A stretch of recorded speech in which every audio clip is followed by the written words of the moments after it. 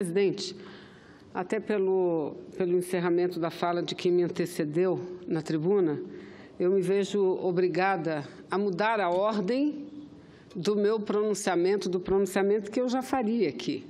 Porque nós estamos ouvindo muito dizer o seguinte, que lei é para todos. Aliás, tem uma entidade que precisa explicar ao povo brasileiro, porque se denomina como entidade, e que fez propagandas, aliás, não é de hoje, já está fazendo propaganda nos jornais há algum tempo, dizendo o seguinte, que ninguém está acima da lei. E aqui assina o movimento vemprarrua.net, capa do jornal Folha de São Paulo, capa do jornal Estado de São Paulo e também uma página significativa, ocupando uma página significativa, a página 5, um quarto da página 5 do jornal O Globo.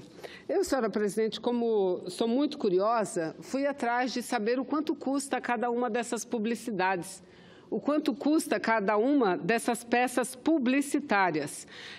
No jornal Folha de São Paulo, a primeira página, o pedacinho ocupado e alugado e comprado, custa em torno de R$107 mil. Dentro do jornal, a matéria tem um outro preço que também foi pago. No Jornal do Estado de São Paulo, um rodapé da capa custa em torno de R$406 mil.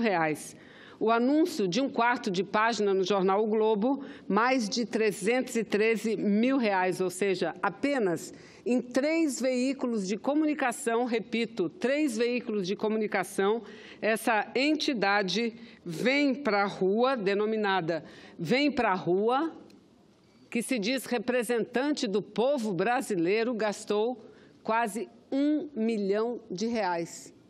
Apenas em 3 veículos de comunicação. Eles têm que explicar de onde vem tanto dinheiro. Será que, como outras matérias jornalísticas já estamparam, será que vem da COSAN, grupo que representa a Shell? Vem de representantes de grupos, grandes conglomerados empresariais do Brasil? São esses que representam, segundo eles, os legítimos interesses do povo brasileiro, que estão pagando propaganda nos jornais, que todos sabemos, para pressionar o Supremo Tribunal Federal no sentido da não concessão do habeas corpus ao presidente Lula. Aí dizem o seguinte, a lei vale para todos. Exato, a lei vale para todos.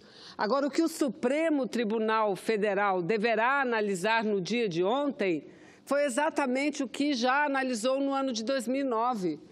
E, diferentemente, analisou no ano de 2016, ou seja, uma jurisprudência, e que os grandes juristas desse país, eu tenho aqui um belo parecer de José Afonso da Silva, o mundo acadêmico jurídico conhece, sabe o que representa José Afonso da Silva, é ele que exatamente diz que esse princípio da presunção, sim, da presunção de inocência, é um princípio constitucional, senhores senadores, está aqui, artigo 5º, inciso 57 da Constituição Federal, que diz: ninguém será considerado culpado até o trânsito em julgado de sentença penal condenatória. Ninguém, portanto, pode iniciar o cumprimento de pena sem que seja considerado culpado.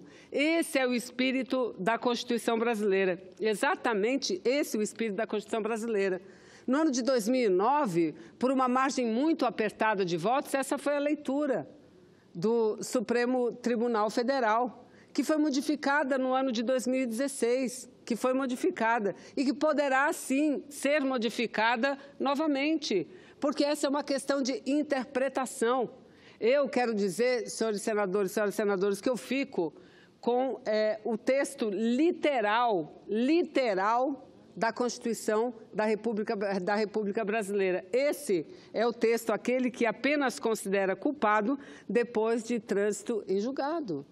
E aí vejam, senhoras e senhores, o que dizem. O problema é a lentidão do Poder Judiciário. Então, quer dizer que são as pessoas que têm que pagar pela falta de eficiência do Poder Judiciário, não. Se há muita possibilidade de apelação, vamos mudar a lei, vamos diminuir essa possibilidade de apelações. Se há problema de lentidão no Poder Judiciário, então vamos resolver o problema de lentidão e nunca e jamais distorcer o que coloca a Constituição da República. Senadora Vanessa, eu queria apenas lembrar regimentalmente a sessão do Congresso Nacional que está marcada para as 14 horas e 30 minutos já começou, então eu pediria a Vossa Excelência, em respeito ao regimento interno, para encerrar, nem sequer o senador José Antônio Carlos Valadares, que estava inscrito, poderá falar em função de ter iniciado já a sessão e regimentalmente temos que encerrar a sessão aqui no Congresso Nacional, por gentileza. Se Vossa Excelência me permite, apenas um minuto para concluir. É um minuto para Vossa Excelência terminar por causa da cumprimento. Exatamente, eu sei que nós temos a sessão do Congresso e, aliás, várias medidas provisórias em curso.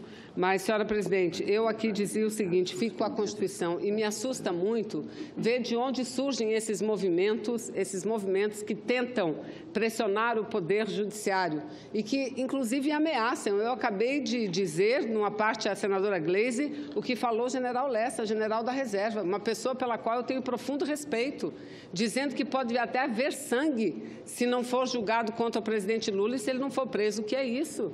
Nós não podemos permitir que isso aconteça. E, por fim, senadora, mais uma vez aqui, prestar a minha solidariedade aos trabalhadores em educação do meu Estado, que em Assembleia Geral, no dia de ontem, decidiram a continuidade da greve. Mas não me faltará oportunidade para eu voltar à tribuna e falar sobre esses mesmos assuntos. Muito obrigada.